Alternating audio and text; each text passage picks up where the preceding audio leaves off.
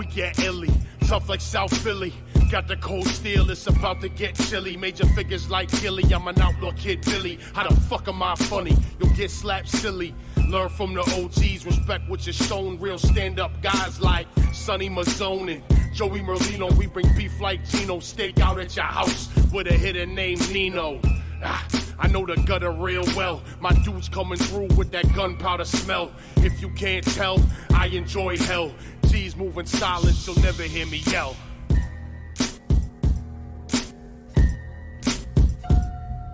Stand-up guys rise, no disguise, we in the place. Thick-ass thieves, nobody is safe. Reality rap, don't test the waters. Code of the streets, you gotta follow orders. Stand-up guys rise, no disguise, we in the place. Thick-ass thieves, nobody is safe. Reality rap, don't test the waters. Code of the streets, you gotta follow orders.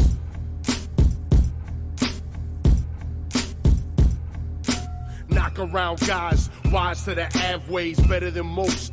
Even on my bad days, meetings in cafes, strip clubs and bars. At any time it's rock and roll, but we don't have guitars. Fuck fancy cars, I'm low-key in the beat. I know a couple young boys who stay with the heater. Need a chick like Drita, Rob Paul to pay Peter. You couldn't walk in my shoes, not even half a meter. Young Turks, smack off your smirks on what they don't want to see, like a million Jimmy Perks. Yo, Lord Willin', Jeff Canarsie, Mob Talk Radio.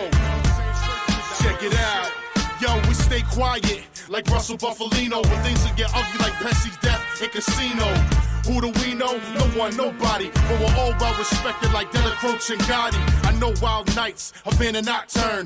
Light up a cigar and watch your spot burn. You'll get patty whacked, I'm tough like Irish dock workers. Run with guys, hooligans and block lurkers. Corner berserkers, street savvy soldiers. You better pay. Don't make me say I told you. Code you don't betray, I say what I mean. Providence and Brooklyn all the way to the Bean. I'd rather be unseen, like Vinny the Chin. I don't gotta go to Vegas to see cities of sin. Pull the pin, drop bombs like Danny Green. I write homicide like the murder machine.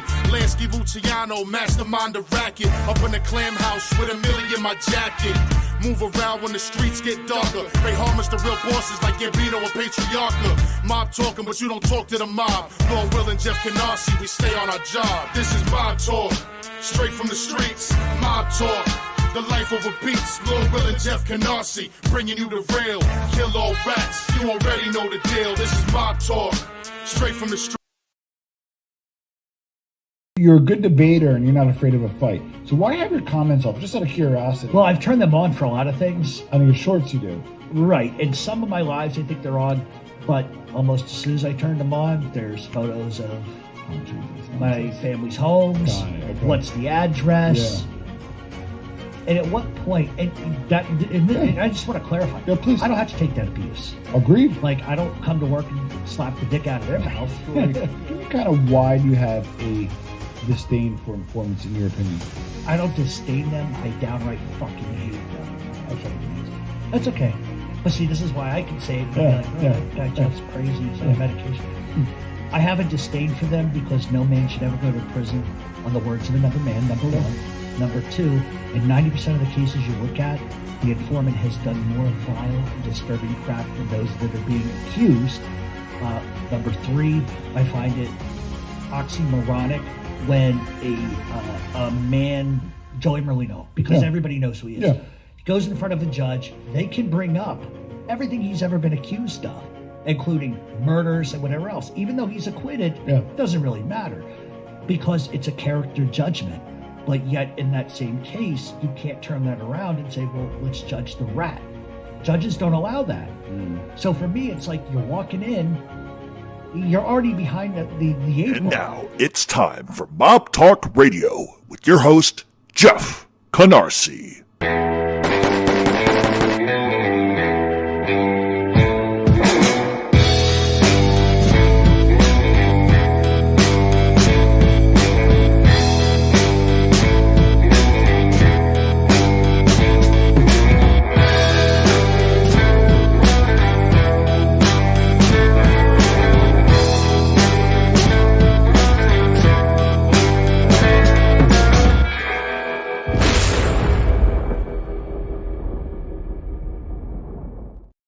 you're a good debater and you're not afraid.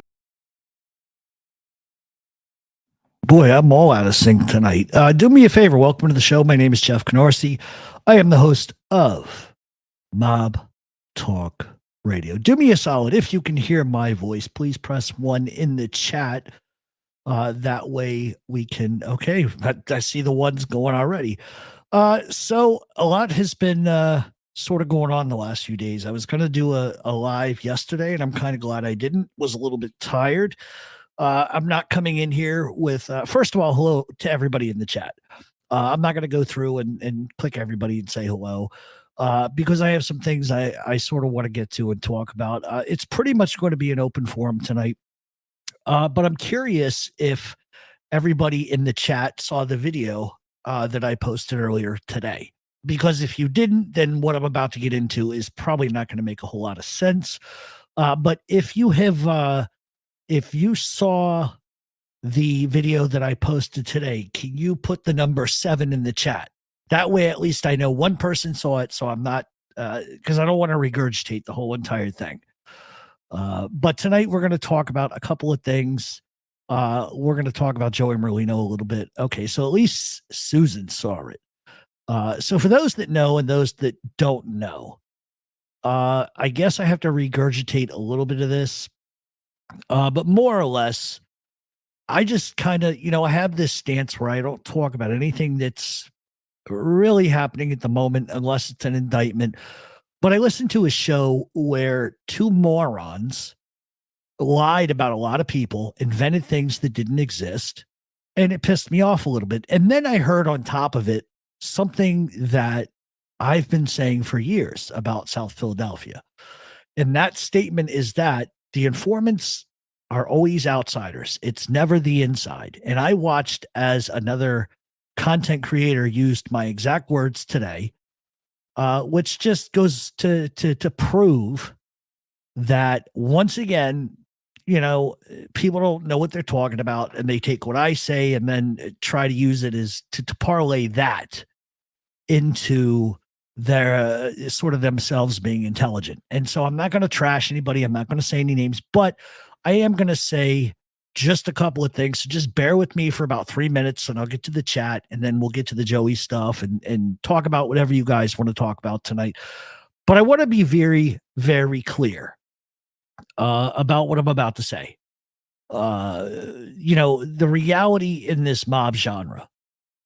Listen, you have people who cover history, right? You have people who cover historical events, and anything that sort of comes and goes with that. But that being said, you also have people that sort of cover hot topics, current topics, and anytime it gets to hot topics, people are going to conflate. People are going to add their own assertions and opinions.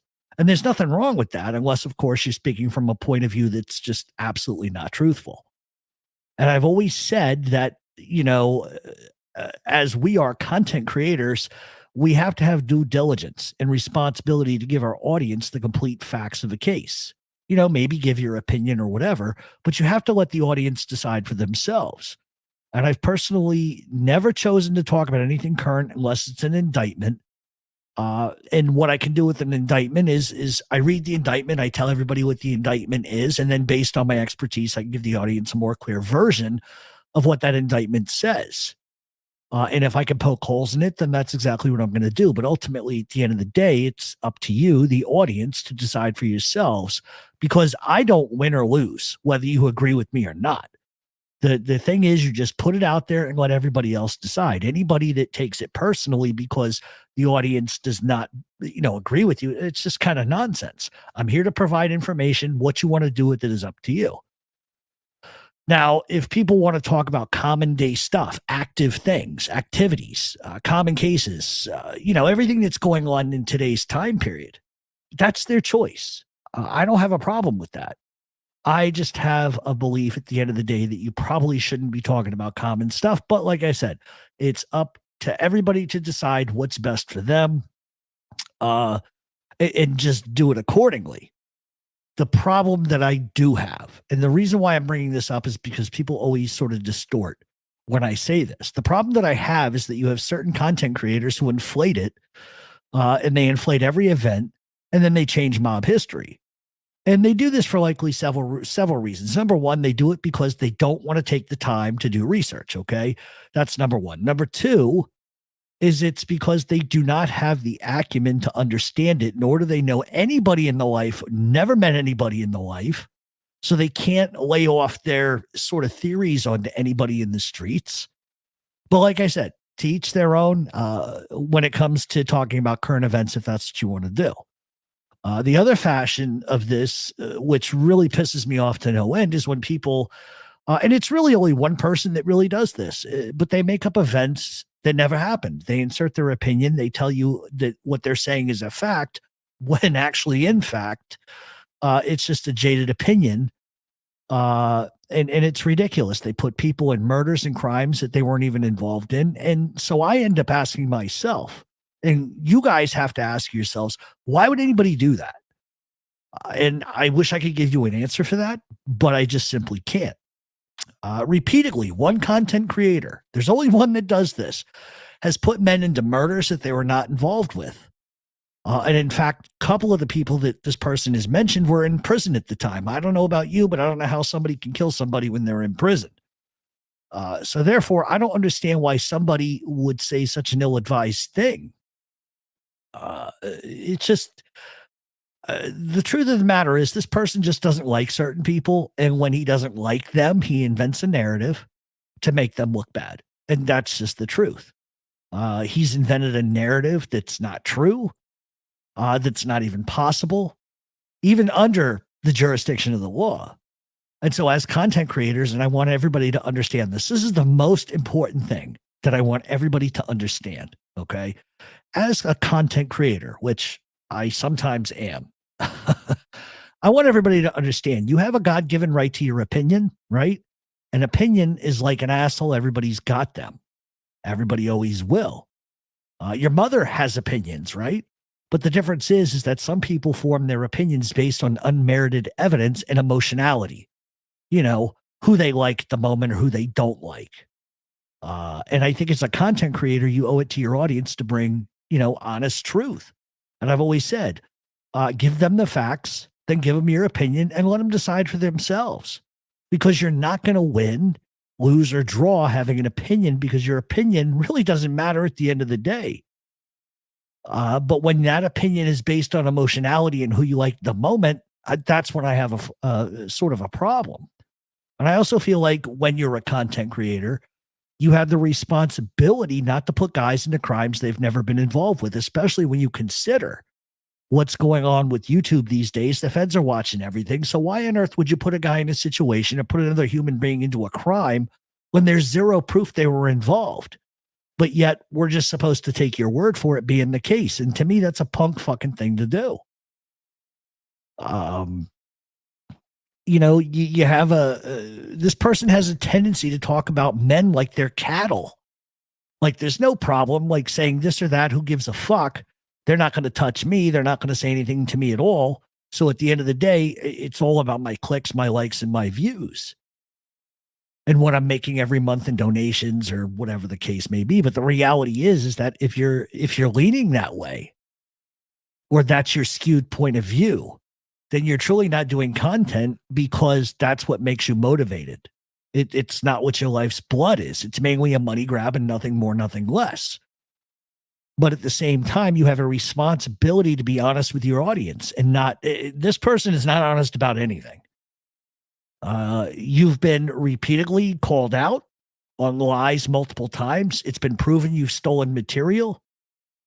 There's been emails passed around about you saying slanderous things about people.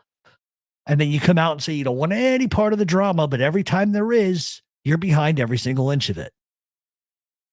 And this is what makes this so much more vile, in my opinion, is the fact that you would attack somebody's daughter and you would invent things that happened because you don't like them. And that's the epitome of a bully and a lowlife and a piece of garbage, in my opinion.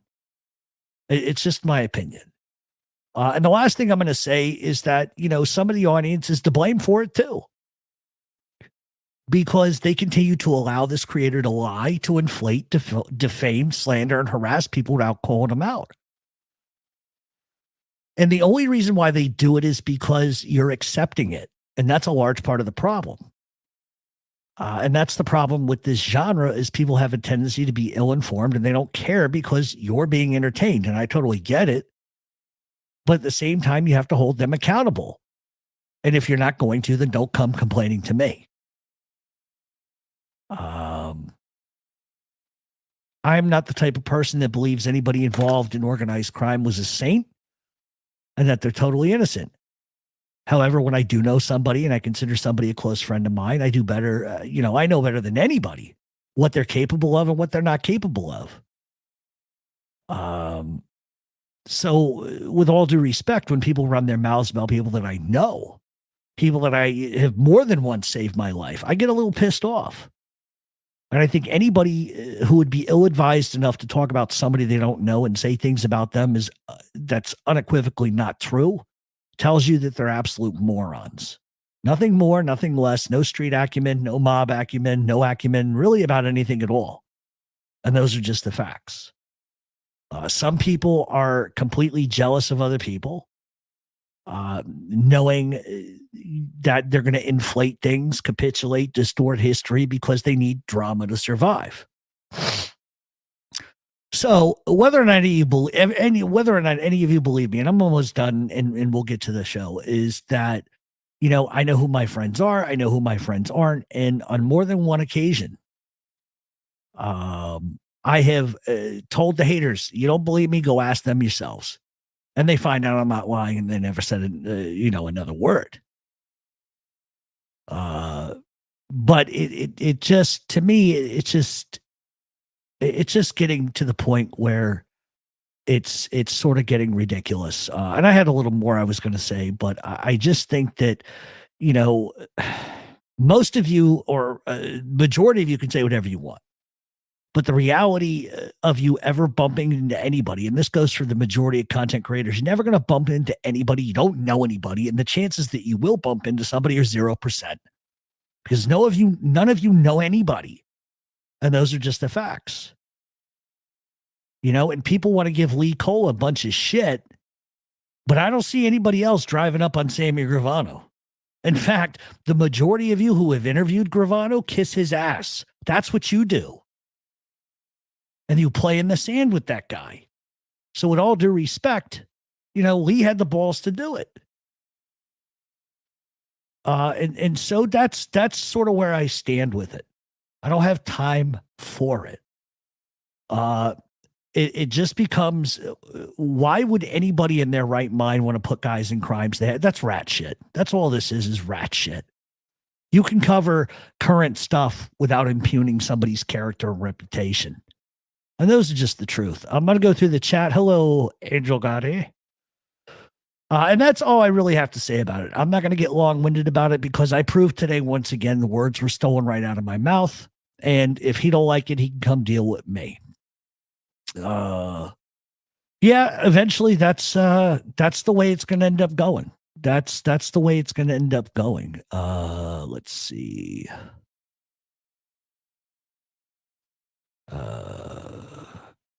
Okay. Hold on. Yep. Same guy, same stuff, same thing all the time. These people just, I don't know. Listen, I'm in the genre, so I get it from a certain standpoint, but I would never put somebody into, first of all, I've never even mentioned anybody's name attached to a crime anyway, but that's what these people do. And earlier today, like I said, there was a show where 99.9% of everything they said was not true. Complete and utter fabrications and lies. And then I got super pissed off because they started talking about a friend of mine who's like the nicest guy in the world. And so it just gets to the point where it's like, when does it end? When does it end? So the other thing I want to talk about is Joey Merlino. So let's play this real quick. These people are gems. It's amazing. Invite them over for Thanksgiving. See what happens. Yeah, invite them over to your house for the holidays. Motherfucker, kill your husband, fuck your wife. What's his name? Michael, I suck cock. What's Cox? Matthew Cox. Matthew, I suck cock. That's his name. These people are gems. It's amazing. Invite them over for Thanksgiving. See what happens. Yeah, see, invite them over your house for the holidays. Motherfucker, kill your husband, fuck your wife. What's his name? Michael, I suck cock. What's Cox? Michael, Matthew Cox. Matthew, I suck cock. That's his name. There you go. I think a lot of you are playing with fire. I'm just telling you. It's not a tough guy thing. I'm just, it's funny to me because what I don't think a lot of people understand here is that if you mouth off at an informant, see, this is what a lot of people don't understand because Angel's been around this for a long time. She knows how it works.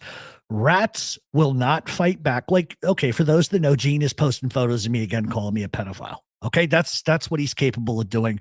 That's all he's ever done with his life. That's all he can really throw at my feet. So it's not a surprise that he's up to that again.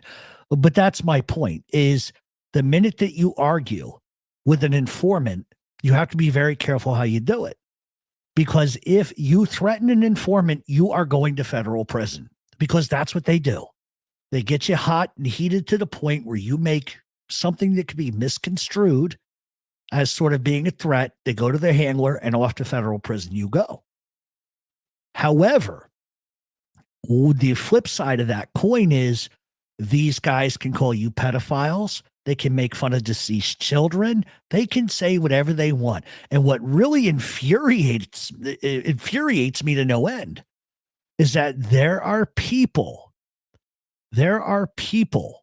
who fawn all over these people. Now, out of curiosity, I saw a Lee Cole short, and I guess he was talking about Gene saying something to some extent about, oh, Gene's posting photos of people again. And some asswipe in the comments said, oh, yeah, MTR ran his mouth. He deserves it. But see, people don't know the backstory to that. They don't know that I was called a pedophile for years. They don't know he made fun of a deceased child. Like, they don't know these things. But at the same point, I have a question. And this goes out to Michael Francis. How can you call any male that beats on women a friend of yours? I'm just curious. You talk about this Jesus stuff and you talk about all of these stand-up things, even though you're a rat. But at the same time, you call this guy a friend. What world do we live in? And that should tell you everything you ever needed to know about Michael Francis right then and there. Because you can't say that he doesn't know that. Everybody knows that. So I wasn't trying to get into this salacious drama tube bullshit, because I'm really not. But I'm telling you that people that are pushing buttons with Joey Merlino are going to regret it. Because that's the thing, right? You can chastise a rat, but realistically, you can't go near them because the minute you do, you're going to go to jail. You're going to go to jail. And of course, they're all going to attack him because they want the limelight. But what I don't think many of you people understand, whatever allegations, put them to the side. Put the allegations to the side for 1 second. If we are to believe, excuse me, if we are to believe every single thing, every single headline about Joey Merlino, if we're to believe that, do you think it's wise telling somebody and calling somebody's wife a whore? Do you think that's a wise thing to do? I don't. And as God is my witness, I'm telling you, they're picking the wrong one. And that's where I stand with it. Now, some people had a problem with what Joey said about Sonny Francis. I don't. And let me tell you why I don't have a problem with what he said. Because he's a traditionalist. He believes in certain things. I don't want Angel Gotti to answer this unless I'm completely wrong. But I would almost be willing to bet you John Gotti had sort of the same mindset. If somebody was an informant and you continue to have a relationship with them in the streets, that's a problem. And that was the perspective that Joey was coming from. And so you may not agree with what he said, but if he's a traditionalist, I'm telling you, 90% of the guys I know think like that. That is their sort of mantra. That's what they believe. And by those standards set by those men, if that's what they believe, then that's the case. You know, and that's what I don't think nobody's bothering to explain that comment. They just hear it and they're like, oh my God, how can he say this, that, and the third? Well, because he believes in a certain kind of thing. And that's why I said people are very picky and choosy about how they want to, live by a rule. If a rule is a rule, is a rule. And I know that goes into another different stratosphere. I'm not trying to get into that conversation. But at the same point, if that's what he believes in, that's what he believes in. You don't have to agree with it. You know what I mean? You don't have to agree with what he said at all. But he's coming from a traditionalist point of view.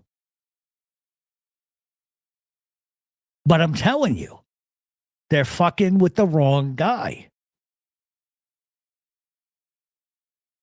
You know?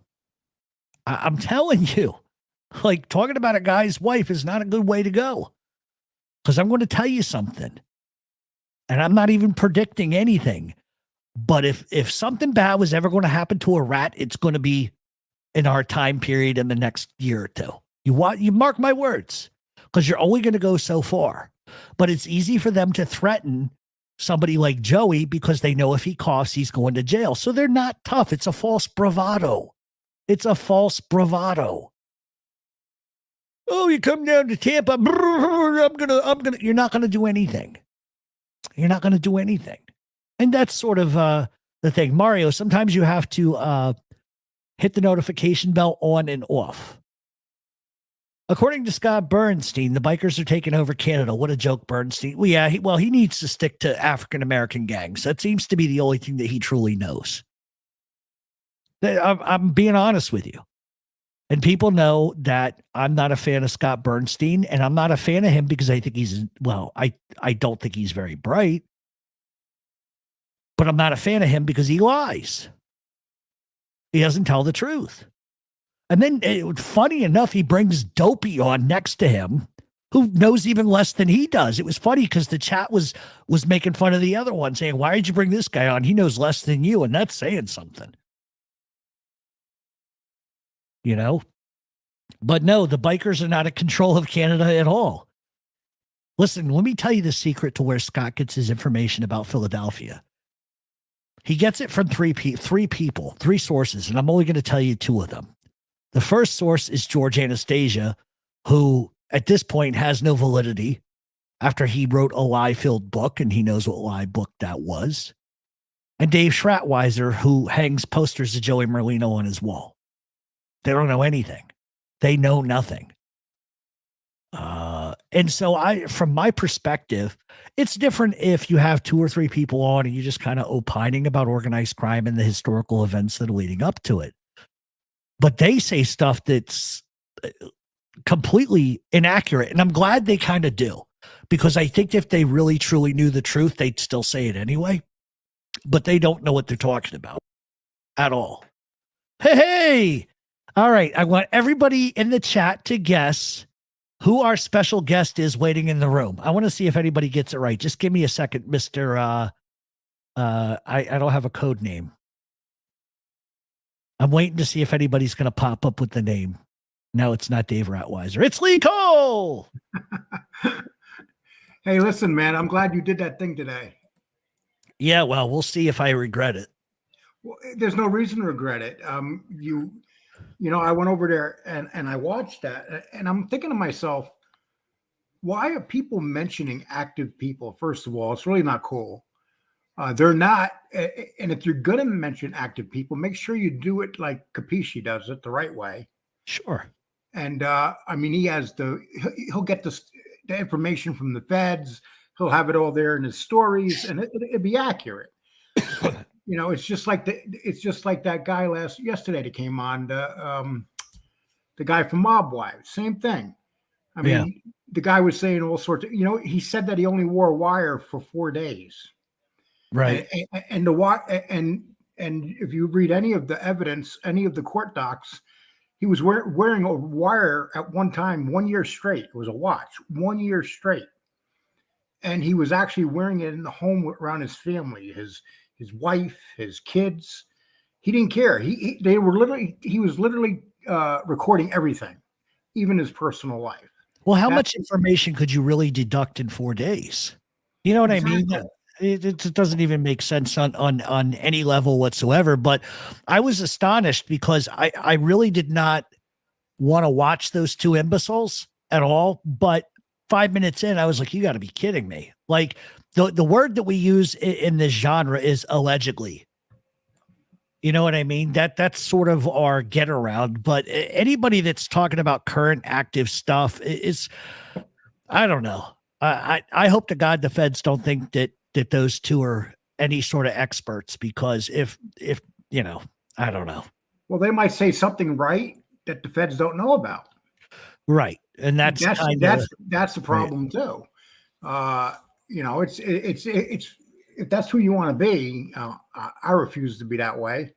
And I'm sure we've had opportunities to come on and talk about live stuff. I've had people say to me, "Hey, Lee, you got to discuss this about this guy right here, and he's a capo or something like that of a certain family." And I would say to them, "Well, I'm not going to say what his rank is, because it's just not the right thing to do." So Angel said, what crime did Hector Pagan commit since being an FBI informant? Why didn't they discuss that? We're working on that right now, Angel. We'll have that answer very shortly in a very surprise move. Yeah, he broke multiple laws while he was an informant. He literally refused to answer the question when he was asked it. And it was a simple, and then it just moved on. It quite possibly could be the guy was so unprepared to go on that show, because you could just tell that it was street bullshit. That's all it was. It was like a guy in the street full of shit. And probably about 20 things he said during that interview that were bullshit. And that can be proven to be bullshit. I would love to see Rene Graziano come on YouTube. I would pay money for that. You know, but I don't know. I read some documents on Hector and kind of what he was up to while he was under the FBI's, you know, he didn't admit to a robbery while he was an informant. So, and that came out after the fact, but it once again just shows that as long as the target is bigger than you, it doesn't matter what you do. And, you know, this guy that they robbed, don't get me wrong, he was no saint, but he was no animal either, you know, and they turned him into an animal, which is a shame. I mean, the guy had 3 daughters. He coached his daughter's ball teams. They loved him. They were very close to him, but he was treated just like he was some kind of soldier, and that was it. And that's not the case at all. He wasn't actually a soldier either. He wasn't even Italian. Well, you know what I think is funny? And here's the trick for a lot of people that are watching informant interviews. Anytime they tell you that bookmaking was not a really big deal and they're doing other stuff, but that other stuff is robberies, that should tell you they're not capable of making money. Right there. 100%. Yeah. And then here's the funniest thing he said, Jeff. He said that he went to Messina and was talking shit to Messina about Graziano, but Graziano is a made man. Graziano as a capo. And at that time, Messina wasn't a rat. If you go to Messina and you start talking about a capo and you're nothing, you would be killed. You'd be in some trouble. Yeah, Messina wasn't the type that was going to have a conversation like that with somebody that's non-made member. No way. They would go. Yeah, it's like, and he was saying, yeah, I went to Messina all the time and told him, I was telling him all this shit about my father-in-law, and but the stuff he said was just so stupid. It was like listening to an idiot. You know how many threats I've gotten in the last 24 hours? And I did a video I'm putting up tomorrow. I got some of the threats on the video. Really? That were mailed to me, emails and stuff. I put them on the video. Wow. Because I've never been threatened, but like I am since I went after this guy, I'm being threatened more than ever. I mean, people that come in with they're coming in with YouTube new accounts, and they're saying, "Don't mess with this guy. He ain't like the other guys. Keep your fucking nose out of it." All sorts of things to me, and I'm like, They didn't. Sammy's people didn't even do that. Well, yeah, he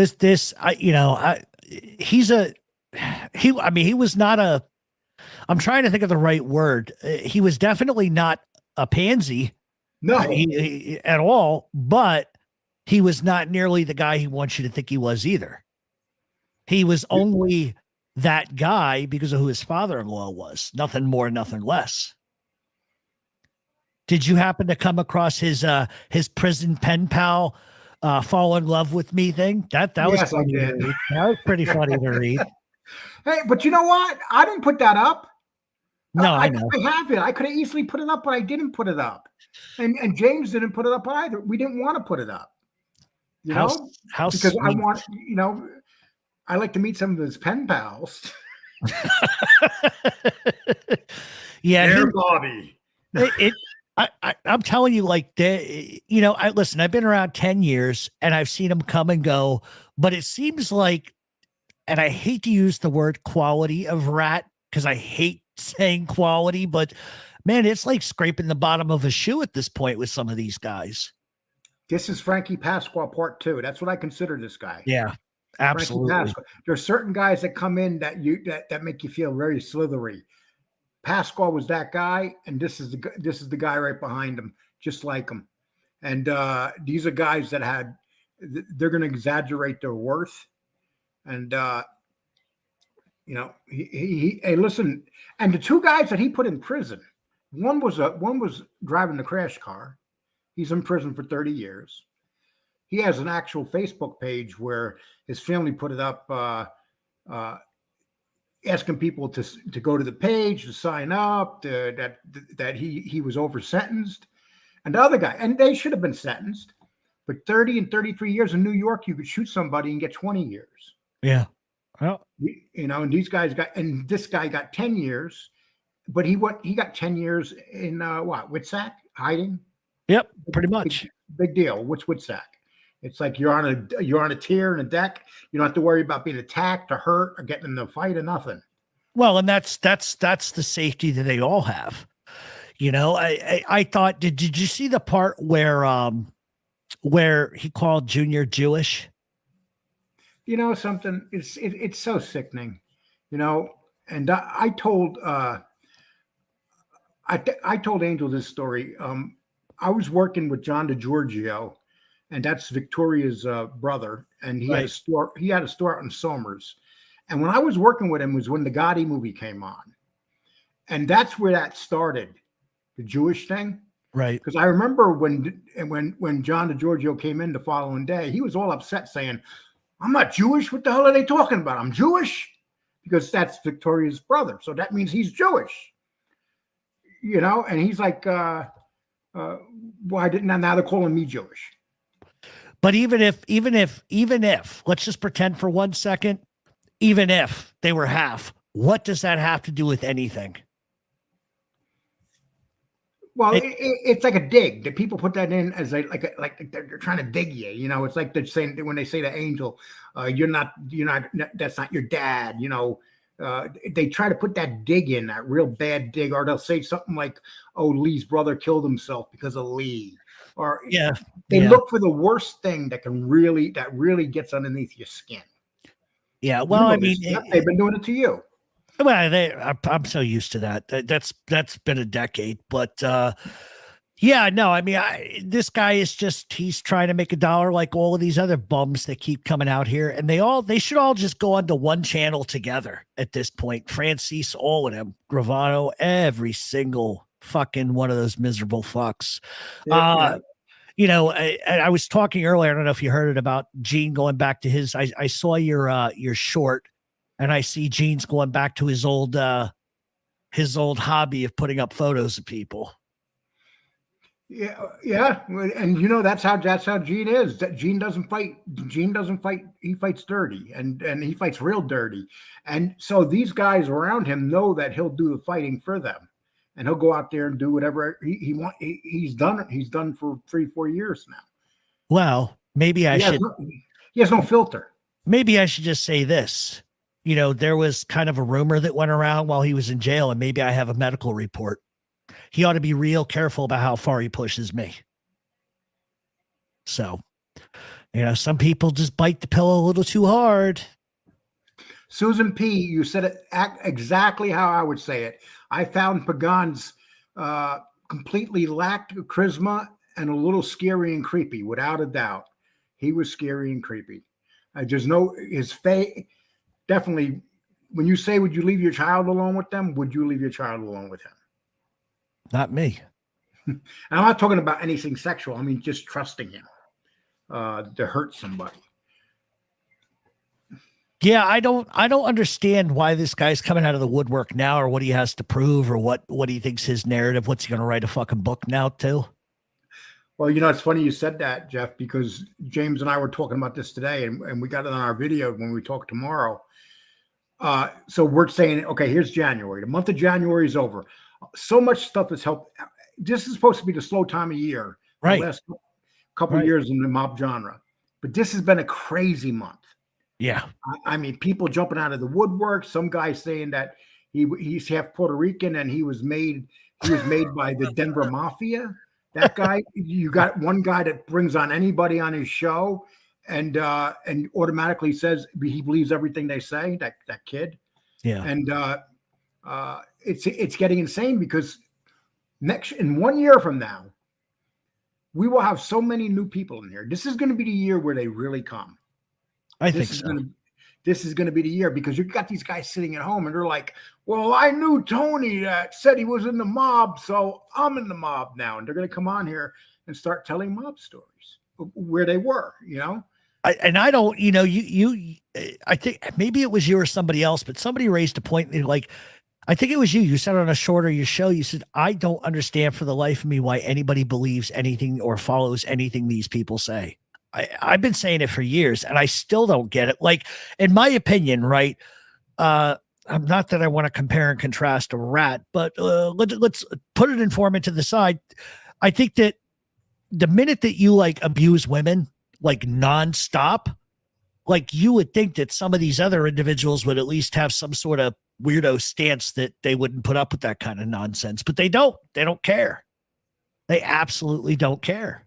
And what bothers me is the people that are on here and they just believe automatically what people tell them. They don't challenge it, and there's so many of that.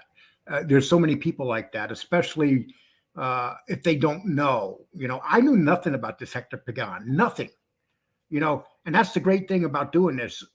The best way to learn somebody here, and this, Jeff, because you do it all the time, probably better than anybody. Court documents. Oh, yeah. Well, so all you got to do is read the court documents, what this person said in court, when he testified, if he was an informant. There's all sorts of court documents, and that's how when I was reading up about him being wired for 4 days, and I was reading this stuff, I said, dude, you're lying.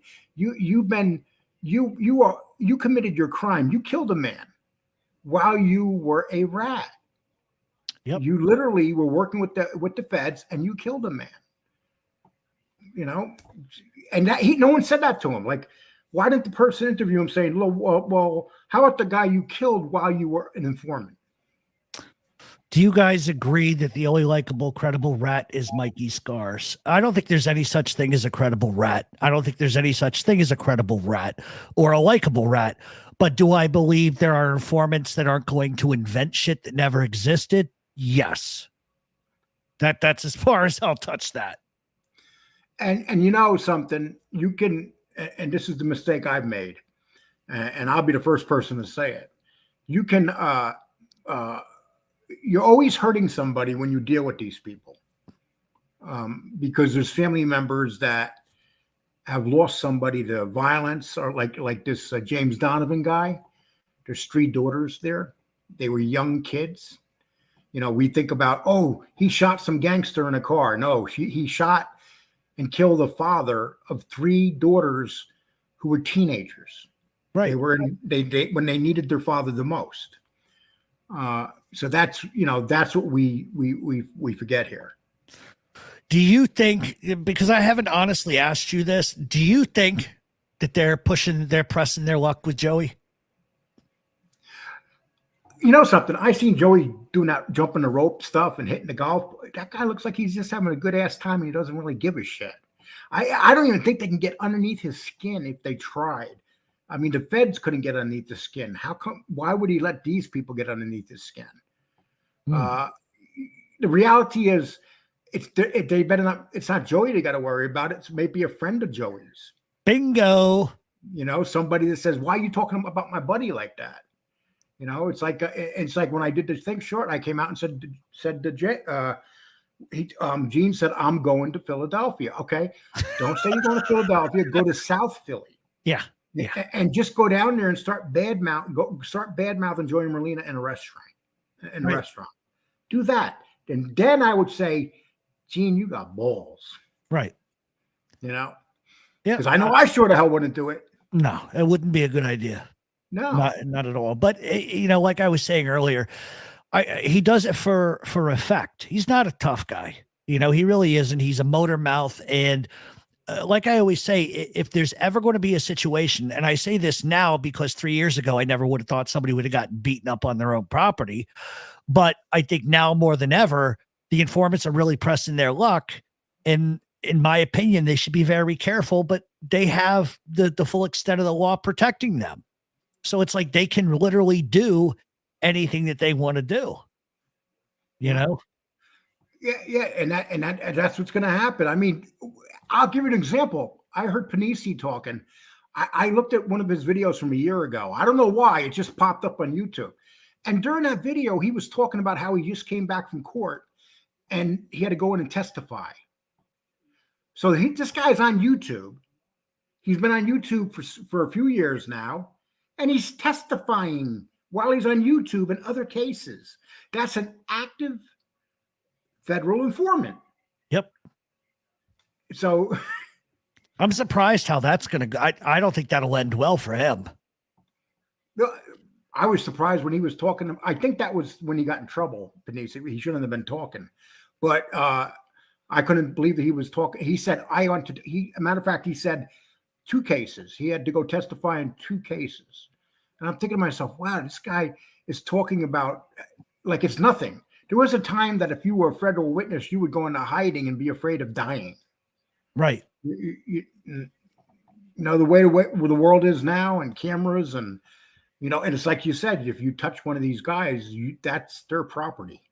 Yeah, they don't have to worry about it. They don't have to worry about Joey. They should worry about the 70 or 80 or 90 or 100 guys down there that will have no problem putting him in the hospital without hesitation. Or are you just walking to a bar one night and there's a friend of Joey's in that bar and you don't recognize him, and the next thing he comes up and punches you dead in the face, and you're like laying on the ground with your head hitting the ground. Yeah, well, I don't think he'll put himself in that situation. I mean, he ran from like 3 12-year-old kids in Ozone Park, or at Howard Beach. I'm talking about he may not have to put himself in that case because he said things. You can't take back those things you said. No. Oh, no. You know, and those things, you know, those people can be looking for you. It's like this. If I pulled up on Sammy now, he would never walk toward the car. No. You know, I'd love to see you do it again, though. Yeah, but he would never walk toward the car. He would just go inside, probably. Yeah. You know, that's you got to know when enough's enough. And a lot of these guys just don't know that. And it's like you said, they go on people's property and they beat a guy up. Then I went back and read all my comments about Sammy Gavano. They kept saying that I went to his house. I went to the studio where he films. It was in a parking lot of, you know, it was a business parking lot. It was a business plaza. I would never go to anybody's house, never, under no circumstances. So I think you're right, though. I think earlier you said something about Hector, and I happen to agree with and I saw a lot of other people making this comment that, you know, this is not going to be just one interview and done. You know, he's going to be on Vlad now, and you just watch as his story inflates along the way. You know, and why he chose the person he chose tells me everything about that person. You know, they're not going to go on a show where you're going to combat them. at all. It's you're going to have to kiss their ass and glorify them, and if you don't, they're not going to stay. But I personally, my stomach turned 5 minutes into that. I couldn't even watch the whole thing because it was just nonsense from the beginning, all the way to the end. Yeah, it was quite possibly the worst person. He had nothing. He was like very blasé. He was the way he talked. He sounded like he had the IQ that could barely lift a pigeon up off the ground. Well, and you would think, right? But these people are just very odd beings. But you would think that having children or a son or whatever, you would kind of like just not do that kind of crap and just move on with your life. But once again, it's always the narrative of, I've been redeemed by the Lord, this kind of nonsense that you hear, but yet how are they making their money? They're glorifying their crimes. It's that, or I'm here to save the children. Yeah. That's the famous one. I found God yesterday and I love children today, and it's like, okay, you can't make this shit up. It's like, I never thought that I would come into anything like this. I've had a pretty exciting life. And, I'm older now, and I never thought that when I'm in my 60s, I'm going to get involved with this nutty stuff. It's funny because my sisters will say to me, Lee, what are you doing? My son Lee will say, don't come near me, Dad, as long as you're over there with those nuts. It's like my own family. I'm like, what the hell am I doing here? And I love it. That's the sick part. Maybe I'm a kind of a mental case. No, I think you get to the point where I think you're at the point in your stage of what you're doing where it's like a headline drops and it's like an immediate race for the computer, an immediate race to drop a short, an immediate race to drop some knowledge. Like I went through that for a decade. So now when it starts, I like just go to your page and I go, nope, we already got it. I'm going to leave it be. Let him do it. But the thing with informants is, I don't know what it is. I think that I think you said this a couple of weeks ago, they've never been more powerful on social media or whatever the case may be. And like I've always said, Lee, we can drop paperwork that says the complete opposite, but people don't believe it. They're going to believe whatever they want to believe. There's so much paperwork against Sammy Gravano. There's so much evidence against Sammy Gravano's BS story. He's invented so many stories, and people believe it though. Like Sammy Gravano was on the other day going like this. I'm the best. I was told I'm the best storyteller that's ever been on here. And here's the bad part. The prick can tell a story. Yeah. It's all lies, but he can tell. Yeah, but it's his voice. He believes his lie. And those are the best storytellers, when you believe your lies. Yeah. And he'll just sit there and he'll start telling a story. And I'm like, okay, this is going to be a good short. Because the guy doesn't make mistakes. He just blah, blah, blah. He just he could say anything at this point. Though the one I laugh about the most that seems to be regurgitated is that, and we talked about this last time, but that John Gotti and Sammy the Bull were sitting in a car and drove past the murder scene. And for me, it's just kind of like, with all of the amount of, I mean, we're not talking about a simple murder here in front of like one person either.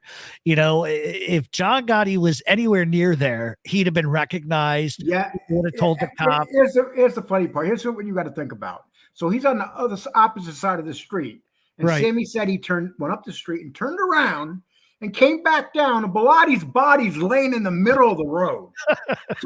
so that means that they had to go to the other lane to avoid running over the body. Or maybe John Gotti said, run over the body. Fuck the body. Did they ever did they find a tire mark in the autopsy? I can picture Sammy. What's that bump we just hit, John? It's like, hey, let's go get some Chinese food, Sam. It's like the guy's body was literally like we all seen it. The guy's body was laying maybe 10 feet away from the front, all up to 10 feet from. He was in the middle of the road. So how did John Gotti turn the car around and drive back down? And why would he do it in the first place? Yeah. I mean, it happened. You're gone. It's like you're out of there. I happen to know where he was at the time, and it wasn't there. What are my thoughts on Frank Culotta? Dirty Rat, another one who inflated his importance. And that's the thing. Like, that's the one thing I want everybody to, not that I wanted to make this an informant bashing show, but the one thing that I think people need to realize is anytime you have an informant, if they need to drop Tommy Patera, Joey Merlino, Salvi Testa, or any of these other types of people, if they're basing their whole narrative on dead guys, there's a problem with that story. You know, I would love to sit down with, I would love to run these. I would love to, and I know that you write to him. I would love to sit down with Tommy Patera and tell him, so Tommy, what do you think about this whole story with the Spark Steakhouse and John swinging around, coming back down on Christmas on one of the busiest, where the street's so flooded with people? I'll never forget when I told him about that other informant saying, oh yeah, Tommy Karate, this, that, and the third. The legitimate, and you saw the letter, it was legitimately like, ha ha ha, please tell me more stories, they make me laugh. And that's, that's kind of the nature of it is, and I also think that other guy, and I can't remember his name, I think the guy from Arkansas or whatever that was saying all the horrible crap about all the gangsters, like he didn't know anybody. Yeah. He didn't know anybody either. And yet I think he thought, well, I could just run my mouth. Nobody knows anybody, so nobody will bother to check out my stories. But that's just, and it's hard to check those stories out because, one thing we do know is what you're in the federal system, not the state system so much. Right. The federal system, these guys did run into each other a lot. And that's when they're not in protective custody, when they're just, especially the guys in Witsack, they were always bumping into each other.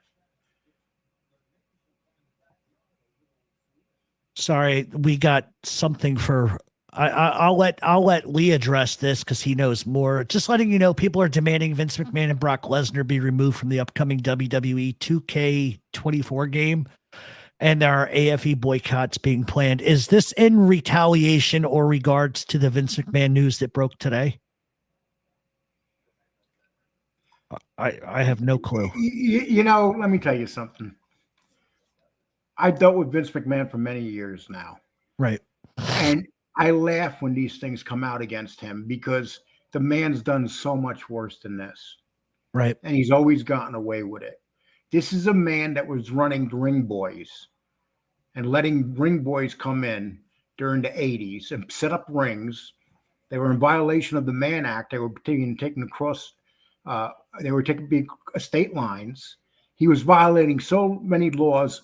He was paying these kids under the books, off the books, and then also he had pedophiles working for him, molesting these boys. Well, Lee, a lot of people in my chat may not know your history. Do you mind giving kind of a brief synopsis of that history? Well, my brother was one of the Ring Boys. He did work for the WWE. We were involved in a very big lawsuit in 1992. My brother killed himself 3 years ago. He never really recovered from the situation.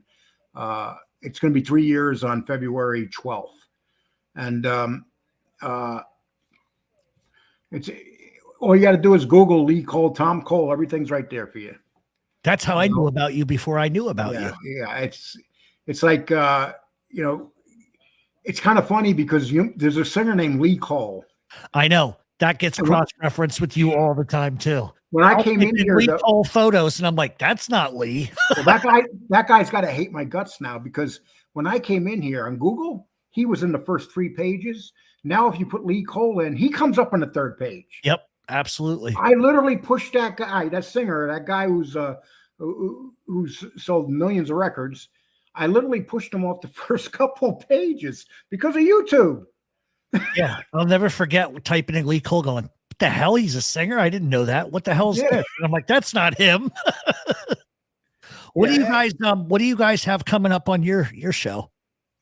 Well, we did other than Hector Pagan, whatever. We did the show for the month of January, and that'll be dropped. That's coming out at 11 o'clock tomorrow morning. That we're talking about the 3 biggest stories of the month. One, Jim, we're going to be talking about Joey going over to Patreon, and he's off to a very good start over there. And it's very hard to get off to the start that he's gotten off to. Patreon is not easy. And then we're talking about Pagan thing, because that's a pretty big story. And a couple other things, like 4 or 5 things that happened this month. A lot of things happened. And Gene and John getting back together, and people laugh and say, "So what?" But what's his name's numbers have tripled since Gene came back. Yeah, I don't think you can really. I mean, we can say whatever we want, but the guy is able to attract an audience. I mean, I'll say that for him. People like to watch train wrecks. Yeah. They do. They're waiting for that train to crash. Are you still and we know the Gene train crashes every 4 or 5 months. Are you it could be going strong, and then the next thing you know, it's off the track. Gianni wants to know if you're still having Renee on, and if so, I don't know where that rumor's starting from. Stop that. We got a troublemaker on the show. Oh, hello, fellas. Kujin, what are you doing? Just by that voice, it's a very see that? You got 3 people up here showing their faces. That's what we do here. Well, I had to get liability insurance, Lee. I was scaring the children. Well, listen, we're up here. Now that Tommy's up here, we don't stand a chance. Listen, Lee, Tommy would take us to the bar. Out of the algorithm. If Tommy wants to go to a bar and pick up a woman, he's going to bring us because he knows they're not going to hit on us. They're going to hit on Tommy. That? There you go. You knocked a singer out of the algorithm of Google. Who does that? Only you. Yeah, it's kind of funny, though. I was just thinking about that because I was so pissed 2 years ago when I came in. I said, "Who's this Lee Cole guy?" And you knocked him out. Yeah, he's gone. He's on page 3 now. Now he must say the same thing. Who's this Lee Cole guy? Hold on, guys. Guys, I just want to play one thing real quick. These people are gems. It's amazing. Invite them over for Thanksgiving. See what happens. Yeah, invite them over your house for the holidays. Motherfucker, kill your husband, fuck your wife. What's his name? Michael, I suck cock. What's Cox? Michael. That's Matthew Cox. Matthew, I suck cock. That's his name. I love it. You know what? You know one thing he said though, when he said that thing about when you invite him over to your house, that reminded me of Jimmy Calandra when he went over a couple guys' houses and started texting the wives. Oh yeah, remember that? Yeah, I almost when I heard him say that, I was like, I wonder if he's borrowing that from who knows. There's this one video out there that has like 500,000 views, where the guy's sitting in the car and he's talking about Jimmy Calandra sending texts to his wife, hitting on her, sexual texts. And the minute he said that, that's what it reminded me of. Would you, and it's the truth, would you trust them, most of these guys around your kids? Could you imagine Gene Morello watching your kid? Not if it was a female toddler. No, I wouldn't say that. Oh, I don't mean it. I don't mean it in like the diggling fashion. I mean it in the she's crying, I'm gonna smack her shit. Yeah. That's what I meant. You guys are out of your minds over here. Would you ever leave your kid with Angel Gotti? No, I'd never get my child back. Yeah, no, it'd be like a spoiled little brat. She would have it like you'd get it back, and it'd just be spoiled. She would ruin it. I'd have to hear Gotti all around the house all day. They just don't stop. If you have every day, using these names every single day, over and over and over. It's unbelievable. It's unbelievable. Like I love Joey, but I'm sick and fucking tired of hearing his fucking name. It haunts my fucking nightmares. You know, I wake up in the morning, first text, Joey this, Joey that. I don't care. Leave me alone. Sticks looked like he was having a good time when was that the first time you were ever in a room with Joey? First time, yeah. And so what was your opinion of him when you met him? Just like one of my cousins, just like one of my friends, just one of my group. And every other word. Guy? Huh? Did he seem like a sincere guy, a guy that you know that, and you could tell somebody when you meet them? No different than what somebody met me, they wouldn't think I was an asshole. Everybody that was there that night were just how we are as you see us every day, or anytime you see us on a video or on a whatever it might be. Exactly the same as we were right now. We were there. And every other word out of his mouth is the F word. F word. And it's the natural part that makes it desirable. It's not only the content, it's the natural person. There's no act. No, God, no. And I'll tell you what, for a 60-year-old man, he can really swing that jump rope. 61. Yeah, he's in shape. Can you imagine? Oh, this would be a perfect scene. Joey's playing golf, got a one driver in his hand, and Gene Burrell is walking across the green. Wouldn't that be some exciting shit? Well, you know, look, I did that with when he hit the golf ball, and then I put a missile on it, and Sammy was there. Did you ever see that one I made? I don't remember seeing that. Well, Joey actually was laughing about it. It was like when he hit the ball. Remember when he hit the golf ball and he said it's gonna hit. Yeah, Sammy? hit Sammy. Yeah, I remember. Well, I put it for short where I showed the ball going through the air because I learned how to use little things on Canva, and then it going towards Sammy's head. Oh my God! That's great. Tommy, did you? I don't know if you're aware or not, Tommy, but did you happen to see that video I was talking about earlier in this show? I just got here. I was on another show. I just got here. So yeah, I listened to the one of our favorite content creators and a bald-headed guy that looks like Shrek from where's he from? Detroit. They were talking about my friend Sonny. I couldn't believe it. They were legitimately talking about who's where, who's doing what, who's got money, that's who's such a violent, mess, who's murdering who, and it's like I had a fucking aneurysm. I saw it. Horrendous. I could see. Listen. This field is going to thin out. I'm telling you guys. I disagree. There's going to be about two guys standing, and they're under. I'm sorry, Tommy. I got to disagree with you there. With people delivering content like that, I got to. It doesn't matter. It doesn't matter. It's like bad TV, Tommy. It's like these bad shows that stay on too long. I mean, Pagan's he's bad TV. He's not made for TV. No, not that guy. No, I'm just saying in general though. It's like this is the new TV. YouTube is TV to people. Some people go on YouTube and that's all they watch all day. I could be sitting down, Tommy, and 10 hours later, I just watched 3 documentaries and I'm like, what the hell? Okay, here's what's going to happen. They're going to get airtime if they're there by default. If someone with quality content is putting up a show, they're going to go to the show with quality content. If that happens enough, the field will thin out because when you start to feel that somebody feels a certain way about who they're talking about, you know, if you're just a bashing show, then you are a bashing show.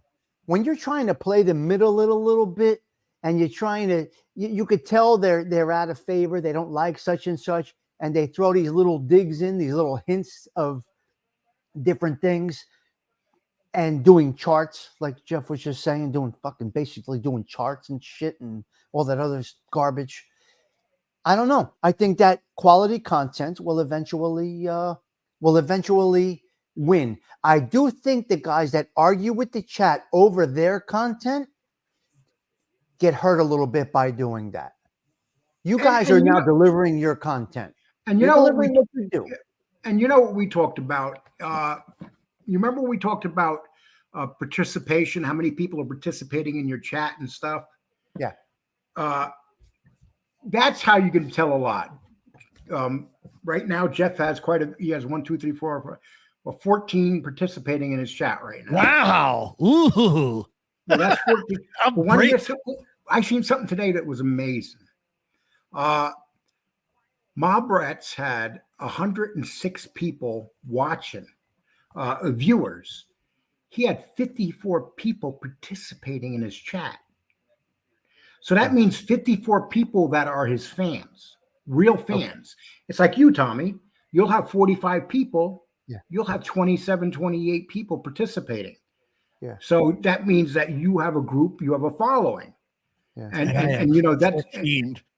I was shocked actually when I looked at Mob Rat's participation rate. I just said, he was on before. I just said, what the hell? Let me check out his participation rate. I was like, are you... Do you think time on the clock has anything to do with, like right now, just for an example, some people might be chilling on their couch in their bed. They are watching, but they're just hanging right now. this hour of the day. You're right. And you get a few that are hanging out, we're in the chat, this, that, the other thing. But you might get a lot of people at different hours that are just chilling. They're hanging out. Yeah, they like, you know what it is, Tommy? or no, is it totally I wrong? think people like Angel Gotti and Mob Rats, they have people that will always be in their chat. Yeah. You too. Yeah. Okay. I can't make that claim. People get pissed off at me sometimes. I can't make that claim. That's why I'm not a big fan of the live. I'm not a live guy. I come on just to do a live right now. I like this. But because we're shooting this shit. But when Jeff delivers a subject, stays on it, delivers the story, that's beautiful content because there's no distractions. When you and James deliver a story, there's no distractions. You got to go with your strengths. They work at you. Right. You got to listen. If you're live and they start working at you, pulling at you. They're gonna get you. A very strong person. It's hard to get it. It's hard to abstain from partaking in the trolls. So it's very difficult to do. So that's a weakness for some of these content creators where they start to get crazy and start arguing and fighting. It doesn't work. So you guys, if you're confident in your delivery and you don't need feedback from a live chat, you got to do pre-records. It's the way to go. Well, it's good too. People, they want to see conversation like this. They don't want to see, we said what we had to say about them. And what else can you say? Now it's time to chill back and BS and talk about some stuff and make fun of people. I truly believe that all of you guys that put out, you insist I'm in this genre. I don't know what the fuck genre I'm in. I have no idea. You're in the mob genre. Cut it out. You're hanging out. I don't know what I'm doing. I still don't know what I'm doing anyway. Don't sound like Angel Gotti, okay? I hate when Angel Gotti goes, I'm not in the mob genre. Your last name's Gotti. You're in the mob genre whether you like it or not. I don't know where I'm at. I have no freaking clue where I'm at. But you guys, put out 3-4 shows a week, then do it live for an hour. Talk about those shows that you did. Get a nice interaction from the people that are supporting you, and you're done. And that's what people want. They want interaction from you guys. Are on-air personalities. You might not believe that. Jeff has been much more active with his channel over the last couple months too. I know he's been doing both. Lee, if I let you pass me in subs, I'll kill myself. but he's doing both. That's a good thing. He's interacting. It's not interfering with his message. Yeah. Well, we're 300. We're 300 behind Bernstein. Really? Yeah, he used to be double. Last year he had double what we had. We're going to pass him. We're going to pass. We're going. And Jeff, the only reason that we put out on a regular basis 3 shorts a day, and it's not easy putting out 3 shorts. No, I can't stand doing it. Yeah, because you don't like doing the lives, Jeff. No, I don't like doing shorts. Oh, shorts. Okay, but that's not your thing. Your strength is your strength is what you do, what you've been doing for 10 years. Now, I've been following Jeff since day one. I'm seriously day one, lunch hour, hanging out. I'm listening to Jeff. It's 10 years ago, probably. I don't even know how long it is, but it's got to be 10 years, maybe 10 years, whatever it is. So, but they were all pre-records, right? Back then? Yeah. And bang, bang, bang, his messages, his information, just blasting it at you for 30, 35 minutes, whatever they might have been back then, 30, 35 minutes, whatever they were. And they were great. But I think that whoever does these content, these long form and medium form shows should definitely follow up once a week with a live. Go through the week real quick with what you just talked about that whole week. That people do want to interact with you. They definitely do. Yeah, and what's funny is I had a couple of people saying to me, Lee, why do you put up polls on The Sopranos? Because they get 4,000 votes. Yeah. It's like people like, oh, you got another Soprano thing. Yeah. Look, for some reason, people love The Sopranos. They like to interact. That's their way of interacting and having a say. Yeah, I put up a question. I put up a question today. I put up 4 people that had sad deaths on The Sopranos. The girl that got beaten to death by Ralph. fat guy that became gay with the pancake guy and got beat to death, and the broom shoved up his butt. Oh, Andy Giano. We put 4 of them, and Adriana, whatever. She was on there, and who was the other one? One other person, but the guys got no votes. It was the 2 women, and but it's funny because I put it up and I look at it a half hour later, and 400 people voted already. Yeah. What's a negative to doing it? Just do what you want to do. Right. People love it. People love this. This is the mob genre. We're entertainers. Listen, people you guys have to go with your gut. That's truly being you. I love, and I don't know if Jeff will tell you that. Jeff, don't you love when you come across a picture that's rare and you haven't seen it before? I like it better when they send them to me and I don't have. Yes. Well, you've seen the picture. You've seen the picture that what's his name, Bilatti's son sent me, right? Yep. About it with his father, Dominic Bilatti, and he sent it to my email, and I'm like, holy cow. And it's the one I liked was of Phil Narducci and Tommy Patera. That was I liked that one because I messaged Phil and said, "Have you ever seen this before?" He goes, "Where the fuck did you get that?" I says, "It showed up online." He goes, "God damn it!" But something too. It's fun. It's fun. I see my job on my channel is to put the full forms together and to do the page. James's job is to do the shorts, and that's and it's kind of an unfair advantage, say, for me to Jeff Canarsie, because I have a partner and we have a system worked out. Yeah. Whereas Jeff has to do a show, he has to do put up his work his page, and then on top of that, do shorts. It's not easy. Then I got a question for the both of you. Do you enjoy what you're doing? I love it more now. Jeff, is it your passion? Because I'm learning. Do you love it, Jeff? Not anymore. All right. I love to learn. But a lot of that has more to do with the business side of it, the ebb and flow of, like, I have a podcast people pay to listen to. Every month you lose 50, you gain 100. So you never know which month is going to be good. Like your t-shirt sales, one month could be like 500 shirts. The next month it could be 20. So from from the creative aspect, I love the genre, but from the business side of it, not so much. I just mean the topic and the genre that you're in. Do you still love? Yeah, I mean, if I didn't, I'd be talking about chrome dildos for hours on end. So I'd be using them. So did oh my God! Hold on. Did you take the? Is the this is a job aspect overpowering to your content? Oof. Listen, I have an advantage. I'm 63 years old. I'm retired. I live a pretty decent life. I got my computer here. I have fun.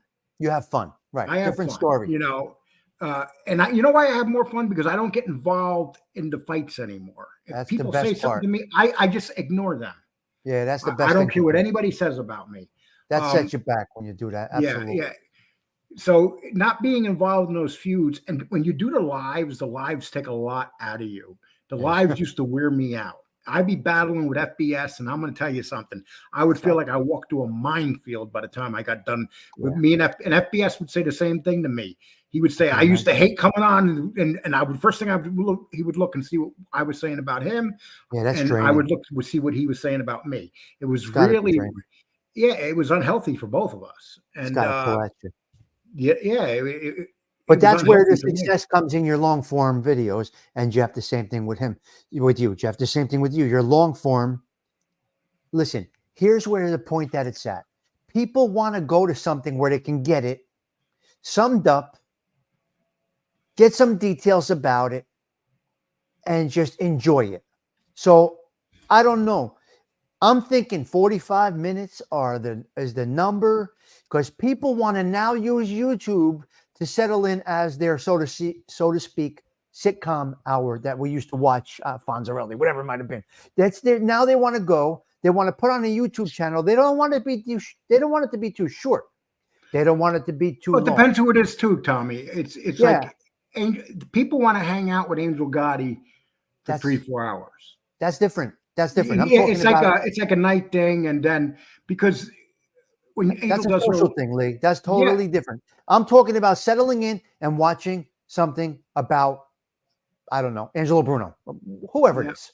A nice half hour, 45 minutes, up to an hour show of Angelo Bruno instead of what we used to watch every night on ABC, something like that. And you guys can deliver that. Well, so that's my problem. I have a hard time doing that because I go so in depth. I have a tendency of losing people. I go too long, right? So that's where I think. So Jeff, that's where I think you need part 1, 2, and 3 of such and such a topic. So we released. It's hard for you to do that, right? Because you keep going and I don't shut up. Like this Friday, we're doing the complete history of organized crime in New Orleans from the 1800s through like the 80s or 90s, right? We did a whole entire Kennedy series, which nobody has ever talked about. And we put all 12 episodes up and I don't get any listens. And it's like, are you crazy? Like it's just, and Lee knows it's hit or miss. Like you can talk about something that you think is completely and utterly boring. Like I talked about the cheese wars in Central PA with all of the gangsters. Nobody knows the mob was in Central PA, Hazleton, and all over the place. Nope. Everybody loved it on the podcast, put it out on YouTube, and they're like, yeah, no.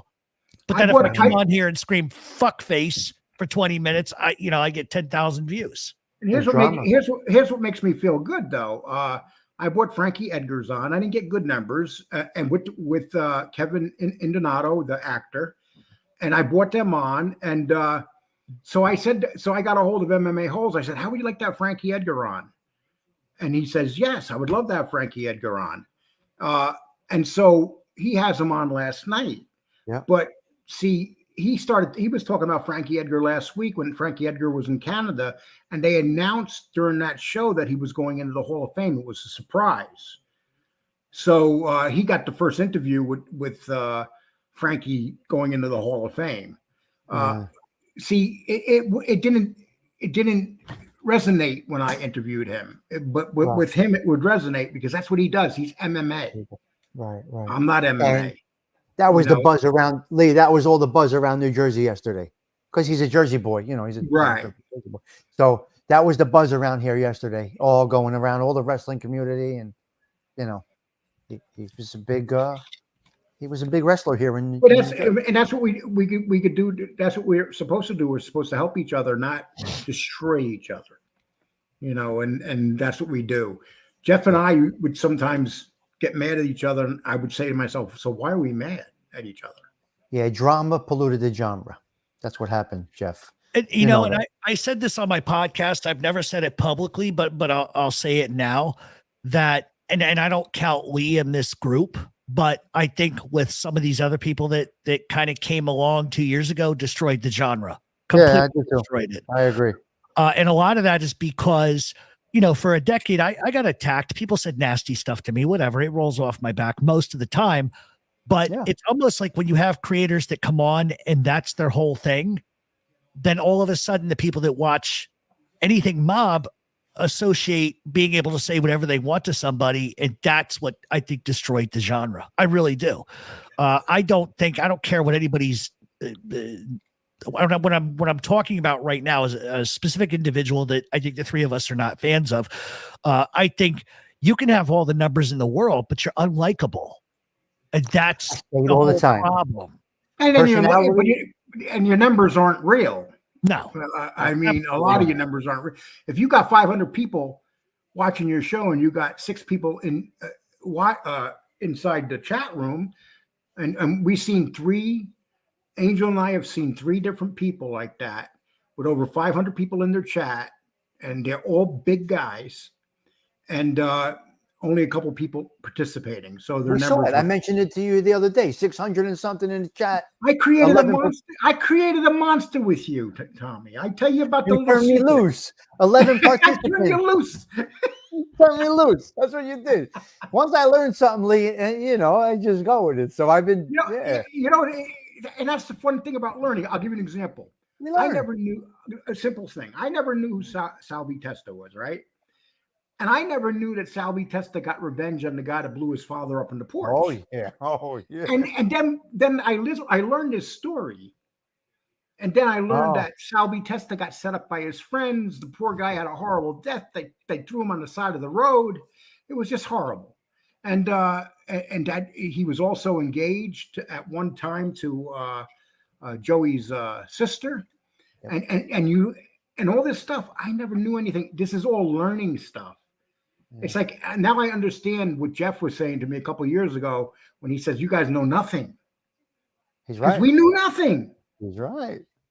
Nothing. We knew nothing. I came in here. I knew nothing. I knew that I worked for John DiGiorgio, who was not a gangster. Well, I worked in his store. Great. Well, that's a great point. Okay. So I have some life reality and knowledge. So when I see Jeff coming on 6 years ago, 7 years ago, and I'm saying, wow, he's talking about that. He's talking about such and such. I know about that. I never heard that come from anybody's mouth before in a positive way, in a negative life, right? Because I knew some of the stories. I can't think of a story right now, but I knew a lot about what he was talking about. And hearing it from somebody coming through my speaker was something. So there's the start of it. It had a nice snowball, beautiful, beautiful, beautiful, growing. And then drama just fucking implodes it, right? Implodes it briefly. I'm going to say it. It's briefly. It's going to go away. Eventually, it's all going to work itself out. There's going to be a few people standing with unfortunately knowledge and delivery. We're going to wager on this. I just think society is so messed up now that there's a lot of fools that don't stop coming. I'm in between both of you on this one. Yeah, it's a funny line, right? I don't know it and you don't know it. We're learning as we go, right? I think the rat crap will never stop, but I think the people that are absorbing it is going to slow up, because once you hear one, you hear two, it's kind of going to be the same. And this is like, somebody gave me really good advice the other day. It was actually a guy from South Philly, and he says, just keep earning your chicken, stay on the prize, do your thing. Don't listen to anybody, because this is all going to come to a close at some point. And that's easy for him to say because he's bouncing on the streets doing his thing. But like he said, you've been here 10 years. They've thrown everything at you and you're still here. So it just goes back to short form, long form, and everything else. If you just keep focusing on what you do, and you can get along with who you can get along with, it's business as usual. But it's like the goddamn bootlegging wars on here half the time. No, but I like that. That makes sense. I say, when you're paying attention to drama or something else, you're not paying attention to the craft that you're good at. 10 minutes taken away from what you're good at sent you back a little bit. Yeah. And can you imagine, like, you're on here one day and in 1 week, John Jr. comes and starts his show. He just says, "The hell with it. I'm going on. I'm doing a show." And then a couple days later, the guy that's getting out of jail now, for the Gemini twin, what's his name? Center? Anthony, yeah. Can you imagine those guys on here? Well, it would be enjoyable content. Yeah, it would actually be somebody that, could you imagine Center, whether you like him or not, whether you think he should be out of jail or not? Yeah. Can you imagine him sitting down and describing some of the stuff that he's seen?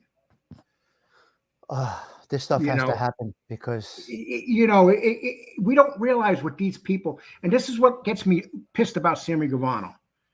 Sammy Gavano, when you sit down with him and talk, if you sat down with him and talked about the people that he knew, it would be fascinating stuff. But the problem with Sammy Gavano is he wants to be the guy wearing the Superman cape in every story. Like he was going to jump through the window with a machine gun and kill the Chin. Did you hear that story? I can't even listen to him, Lee. I gotta be honest with you. I can't. I know you're never gonna see somebody like Anthony, who I knew at one time pretty well. Yeah. You're never gonna see him come on because, number one, you think Joey's got a hardline traditional stance. This guy is completely old school. Doesn't even use the M word. Hates the M word. I'll never forget, he once screamed at me for using it in a letter. That's how traditional he is. And anybody that's done that amount of time and is 68 years old isn't going to go on YouTube and risk going back to the pit. And you know what people forget too, and I learned this with Gene Gotti when I was these guys, some of these guys that get out, they stay on lifetime parole. Yeah. And Sure. and they got to do what they're told. Or Yeah. they'll go back to jail. That's it.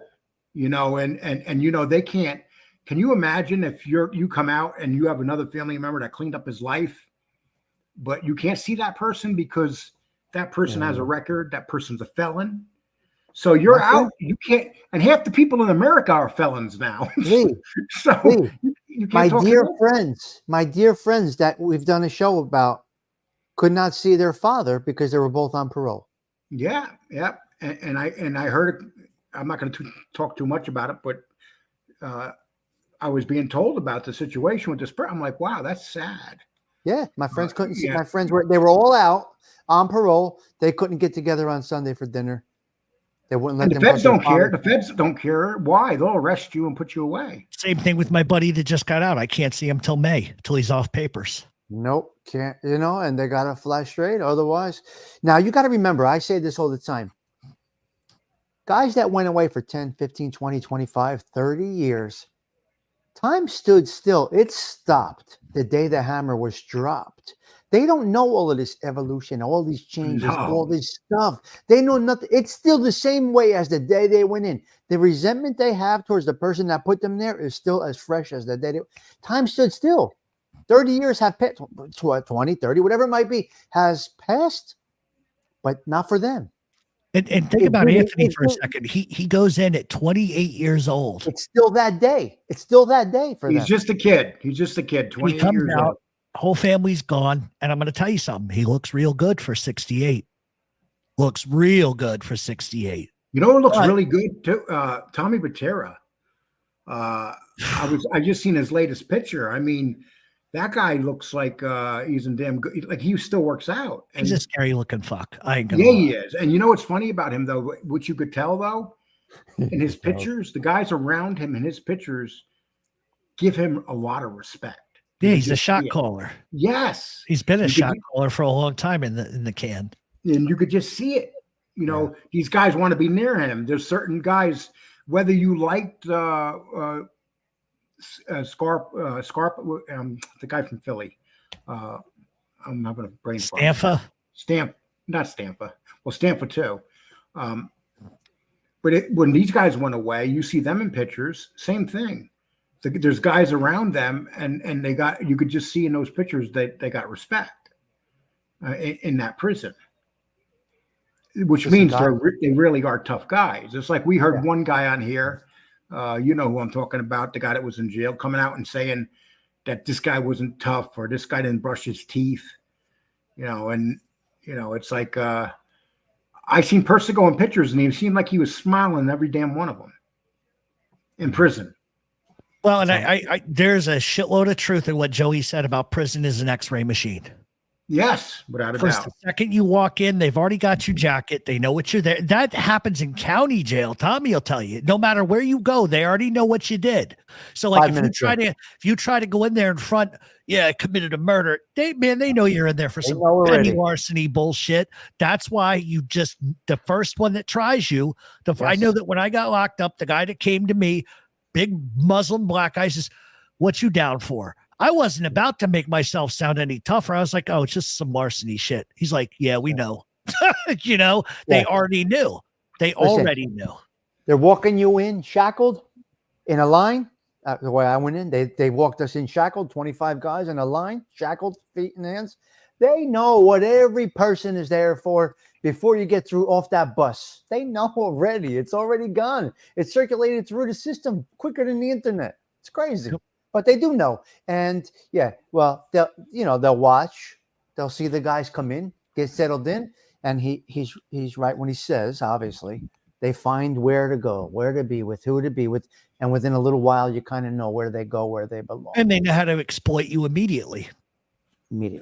That's why they always tell you the first day in, find the biggest one and punch him straight in the face. Yeah, and that can get you killed. Well, it can, but you can't take that can get you killed. You know? I mean, I found, and listen, I've had a couple incidents. Okay, I was probably locked up altogether maybe 2 years, let's say, and it was all county time. But the worst county time I ever had is I was locked up by the Navajo reservation in Colorado twice. Oof. And there was 90% Navajo and Utes Indian. And the Utes were there, and the Navajos hate each other. And there were like 3 or 4 white guys in there. I was one of them. But I was lucky because when I went in, I became friends with the older elders there. But the Navajos, those prisons, people think they make our county jails look like nothing, because those guys are in there for alcoholism. They're in there for there's one charge that they always have that you'll never see anywhere. When you stalk somebody, there's a charge for it. When you get drunk, like these guys would all stalk their wives and stuff because they've been kicked out of their house. But being in that Navajo jail made me understand jail and a whole different thing. And you know what sucked about that? I got out and I was told that I didn't have to go back. Then I went back for the second part of court, and they put me in for another 5 months. And I'm like, holy shit, you know. But those Navajos, man, those are some crazy people to be put in jail with. You know, I was very friendly with Carmine Persco when he was in the can, right? And you know, that guy never complained about a single fucking thing in any letter. There's some guys, Tommy, I'll tell you, some guys are like worse. They call it worse them as a bitch. Like they're like kitchen wives complaining. Guy never complained. I'm going to tell you something. I would send Carmine money once a month, right? And in the old days, you could send cash in an envelope. Now, forget it. You can't do it. You got to go through the JPay and all of that, right? Yeah. But I'll never forget, they changed the system over from cash to JPay, right? Yeah, JPay. But I still kept putting the cash in the envelope, and he got it every time. Oh, wow. So he was a good guy. And a lot of people would suspect that just based on some certain things during the Colombo years that he didn't like John Gotti, and the complete opposite is true. I have letters where he says very nice things about him. You know, he was a very smart guy, funny guy too, but very, very nice. And once he got transferred down to Butner, North Carolina, we lost contact a little bit, but he was palling around with Bernie Madoff. I can't imagine those conversations, you know? Look, within a day, as men, we get acclimated to our environment. That could be bad, that could be good, but you got to be able to. It's just, like we do. You got to be committed. Listen, I can be homeless tomorrow and I will survive. And me too. Because my whole life, that's what I've been. I've had my ups and downs in my life. I agree. I know that Jeff Canarsie can survive no matter what situation. Survive, man. Can survive. Just because, no doubt. Because we, as men, we can adapt. We can most, unless you're, you know, a gifted, and I guess, you know, you're a silver spoon. Hey, I've been homeless out in the streets of New York City. I slept under cardboard boxes. I slept in movie theaters. I slept in movie theaters. I'd wake up and have my pant pocket sliced open with a razor because someone was going through my pocket as I was sleeping. And I was just a kid, and you learn. But you know, it's like when you hear people, and that's what makes you laugh when people say, "Oh, what do you know about the streets?" It's like, none of us know each other here. None of us know what any of us went through. No. When I came here, I came here with $100 in my pocket. And you know where I lived, Lee? Bedford and Atlantic, the castle. Oh. So, I think if that tells you anything. I think you could tell a little. I think you could tell a little bit about. I don't want to say us. I think you could tell a little bit about the delivery of people, and once you see them, their personalities, you could kind of tell there is a story there. There is a survival there. There is something there that makes this individual desirable, I guess you can say, or honest or sincere. That it's who around you. It's who around you too, Tommy. You know, when I was 16 years old, I went down to Times Square, and I went to a pizza place and asked for a job. The guy gave me a job, and then he knew I had no place to stay, and it was a Greek place too. It was the Greeks ran the restaurant, and so he let me sleep in the basement at night with big rats, and but I slept in the basement, and I got up in the morning and went to work, and then over a month I made money and I got my own place. You know, I basically bought my way out of that situation, Nice. But a lot of it has to do with if you come across the right person and if you want to work. If you want to be out in the street and not work, you're done. You're done. You're done. You're done. You got to put a little effort in. Eventually, you could climb up and get yourself a little room. A little room is a palace to a guy that has nothing. A room. And Tommy, I would never change anything in my life that happened back then because nobody here should. It was exciting. My life was very exciting, because I think back about being in the streets, like New York, Jeff, walking through Soho and going to Washington Square Park, and I would get a nickel bag of weed and go sit on the and go sit around the fountain there and get stoned, or go to Washington, or go to I have no place to sleep, and I would go to Central Park and go sit on the rocks, and I would have $5, but I would make sure I got that nickel bag. Wait, how many nights did you sit on the subway train all night going back and forth? Many times, many times, my man. Been there, done that. Been there, done that. So that's what makes people who they are, and people could see that, and so that's what bothers me sometimes when you can let somebody trigger you. When you guys, a lot of us here have been through a lot of hard times, and I will say I regret nothing about what I've ever done in my life. I won't change a thing, right? I'm here now because of everything that has happened, right? Good, bad, and indifferent. But that's why I don't understand why you can get triggered. That's what you survive so much. You're able to handle so much. How can you let some troll or hater trigger you? How? Why? You know what it is? For me, it's, and you're right, you shouldn't, but I have that personality of, but you wouldn't say that to me because I react a certain kind of way. And I think when I look at how far I've come and what I went through in my life, and I think Lee's been through similar things as me, a little different. But then when you see somebody who was raised with a silver spoon in their mouth their whole fucking life, and they intentionally just start shit, and they have never had to figure out, okay, I got to steal this to sell over here at this bodega to get enough money to eat tonight.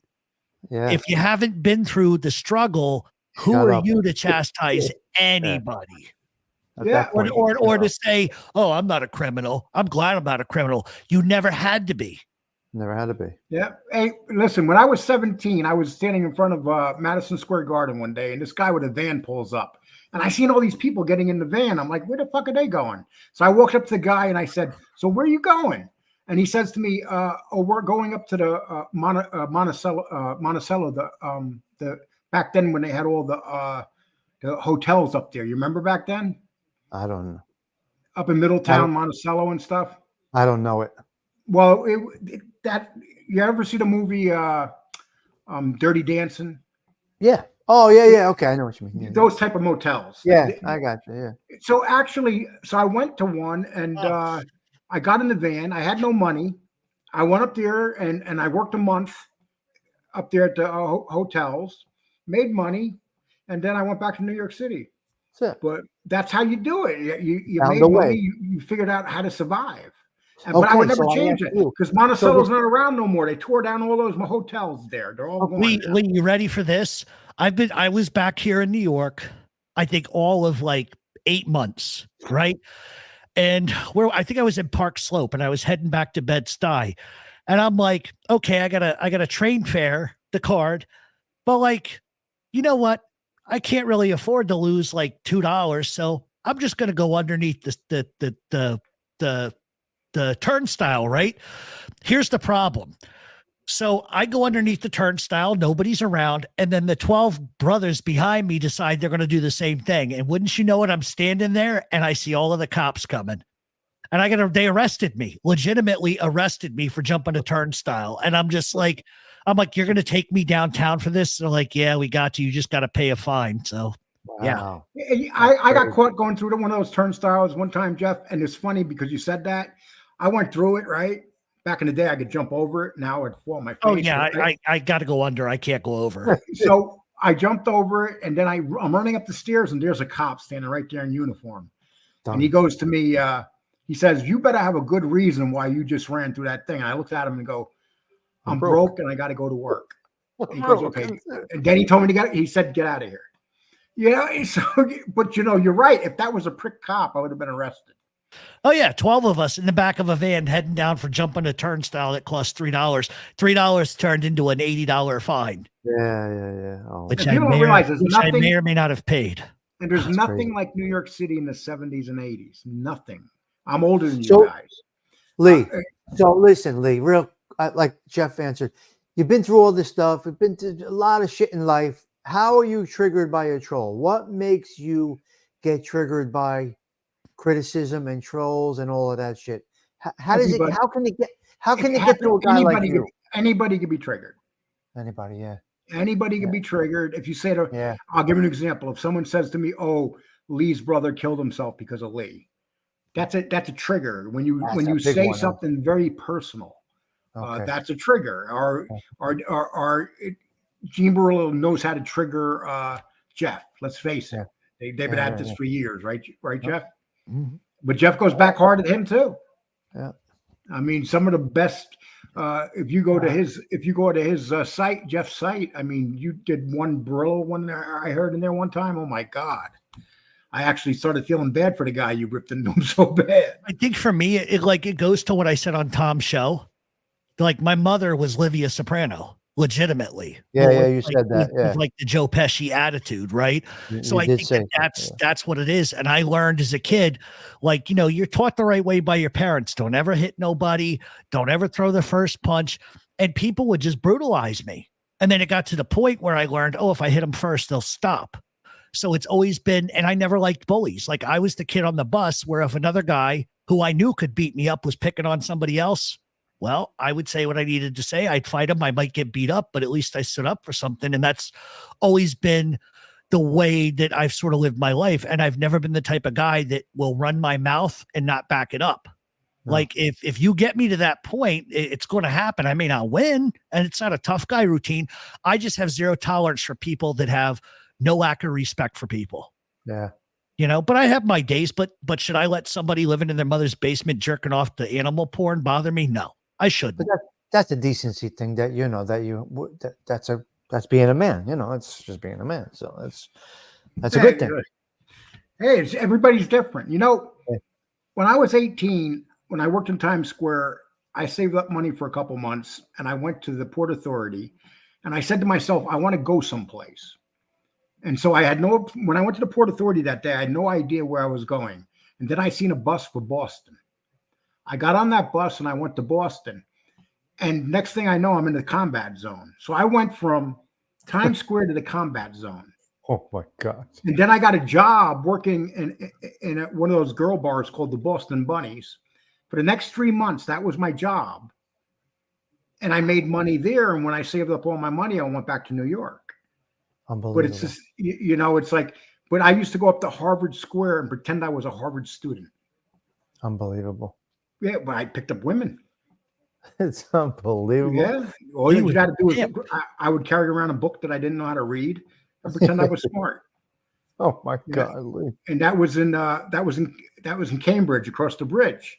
And that's where Harvard is, Harvard Square. But shit, I wouldn't change it. When people say here, how many times have I heard people say to me, "What do you know about the streets?" It's like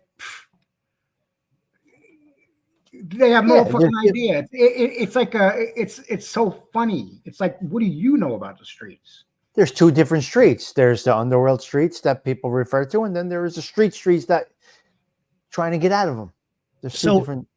What people ask me all the time, and it's funny, is they're like, why do you love Philly so much, right? Because I have New England roots. That's where all my family's from. But I also have roots in Philly, right? My brother lives just outside of Philadelphia, and he had season tickets to the Eagles.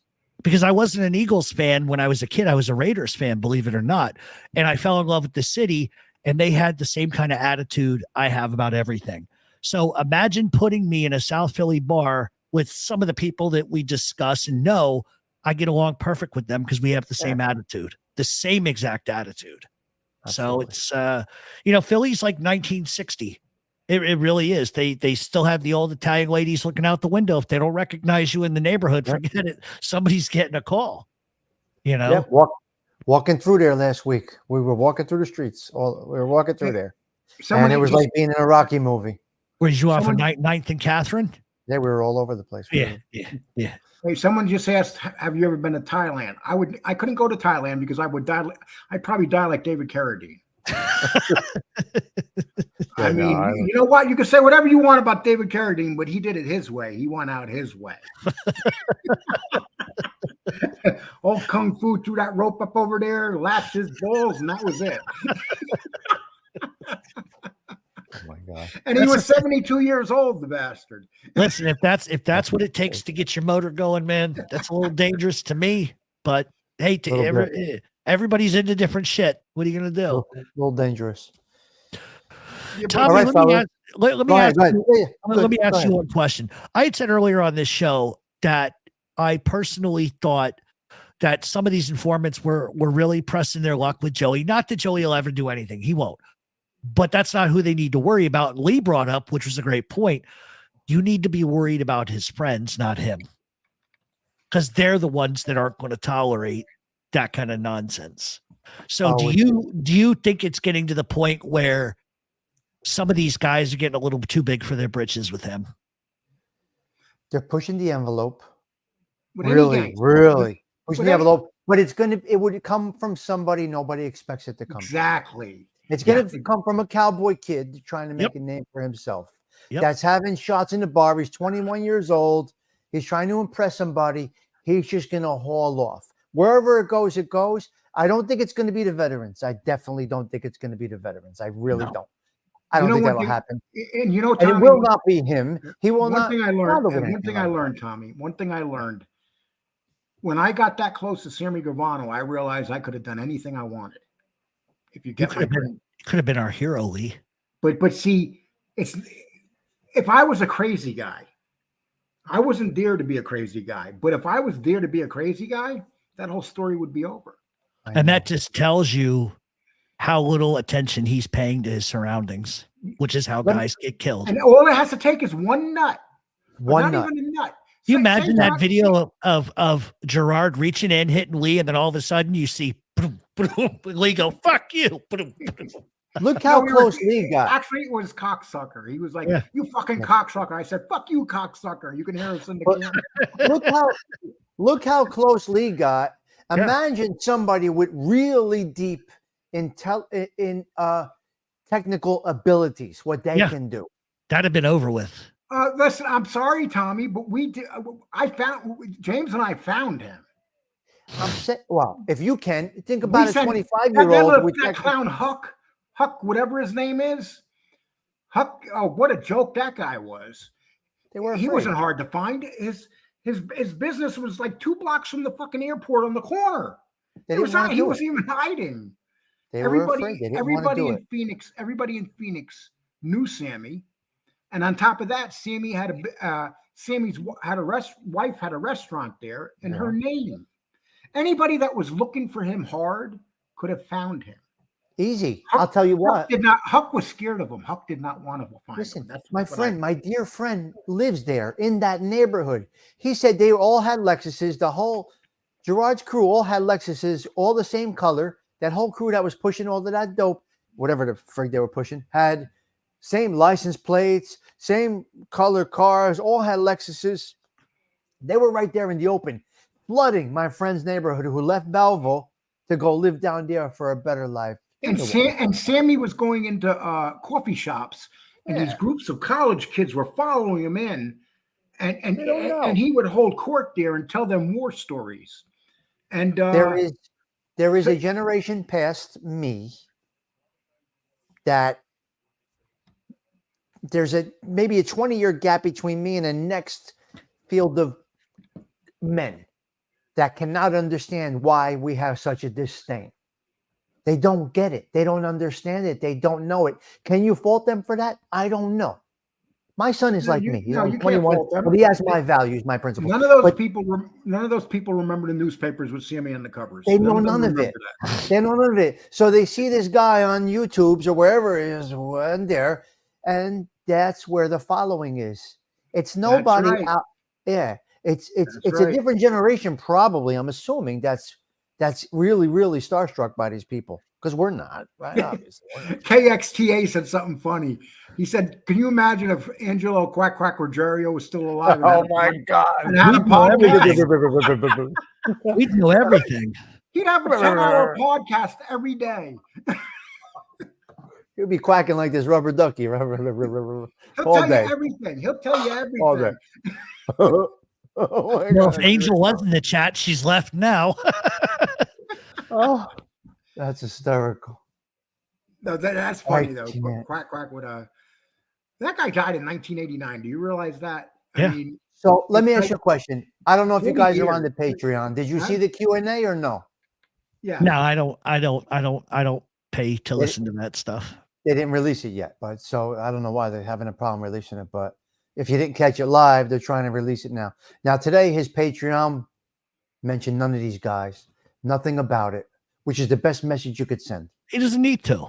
Yeah, Yeah, definitely not in your Patreon.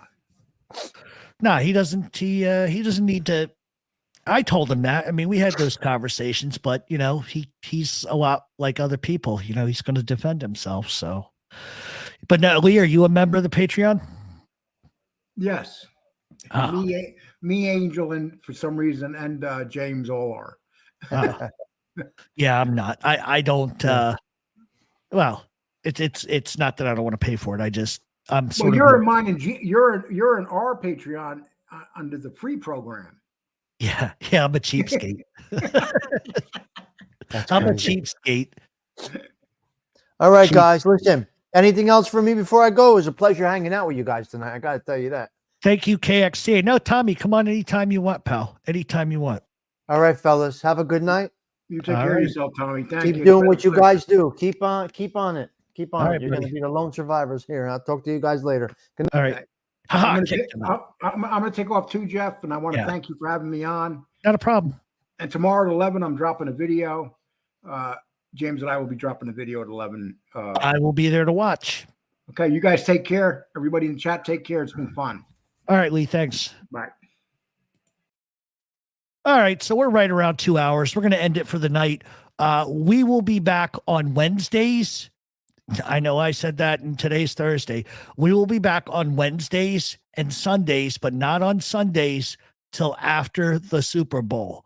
After the Super Bowl, we will be live on Sunday nights at 8:15 and on Wednesday nights. So we're going to try to do Wednesday or Thursday nights until after the Super Bowl. In the meantime, if you are a subscriber to our podcast, we are dropping an all-new podcast tomorrow, and I want to leave you with These this. people are gems. It's amazing. Invite them over for Thanksgiving. See what Yeah, happens. see, invite them over to your house for the holidays. But- Motherfucker, kill your husband, fuck your wife. What's his name? Michael, I suck cock. What's Yeah, Cox? Michael- That's his Matthew name. Cox. Matthew, I suck cock. That's Yeah. his name. And there you go. I figured I would leave you with words of wisdom from Mr. Merlino. Anyway, if you're a member of the podcast, it should be dropped sometime by 5 o'clock tomorrow afternoon. And we got a lot more content coming on YouTube. Once again, thank you for everybody who donated, everybody who joined in tonight. We had over 200 in the chat most of the night. I appreciate it. And we will see everybody soon. Be good to each other and find something to laugh about. That's what's important.